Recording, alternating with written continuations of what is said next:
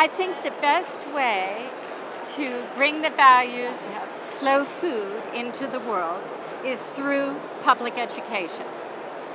I think when you begin to educate children when they're very little, that they grow up and they have a different set of values. And it's the way to really change our food system.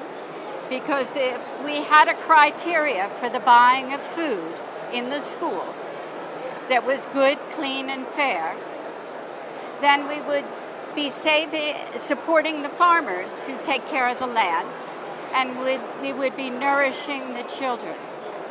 So it's very important to have schools support farms and farms support schools. I work in the public school system in Berkeley, California. Particularly, I have been doing that for the last 20 years. I have seen teenage children come into the school when they're about 9 years old, and they feel very empowered out in the garden. They grow food, they cook it, and they all want to eat it. So it's a beautiful example of how to teach academic subjects in the laboratory of the kitchen and of the garden, and how they absorb all of the values of sustainability just naturally. I really believe that eating food that's not good for us is what's causing all of the poor health around the world. And it's so shocking because I think of food is the problem and food is the answer.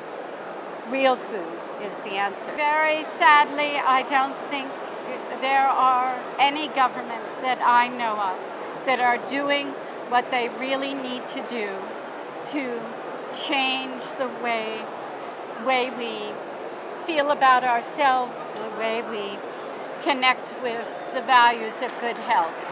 I think part of the problem, of course, has to do with big corporations owning our food system. And we really need to find our way back to the garden and to eating in season, eating in balance with the work that we do, coming back to taste, and coming back to the community of the table. That those are part of life since the beginning of civilization, and we just need to come back to our senses. Well, I hope the food of the future will be real food from people who take care of the land, who take care of the sea, who really understand about nourishment. I think we can feed everyone on this planet if we support the small farmers who take care of the land. I really believe that, if we buy directly from them. Oh, I absolutely believe that we have a way to address the health issue of obesity. I know it's a much bigger problem than just overeating. It has to do with a child's whole life. And I think when you begin eating poorly when you're a very little child, it's very difficult to avoid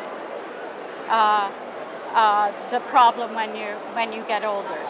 And so I want to bring children into a healthy relationship to food when they're young, and all children, and to help them know what flavor is about and how delicious food can be that's good for you.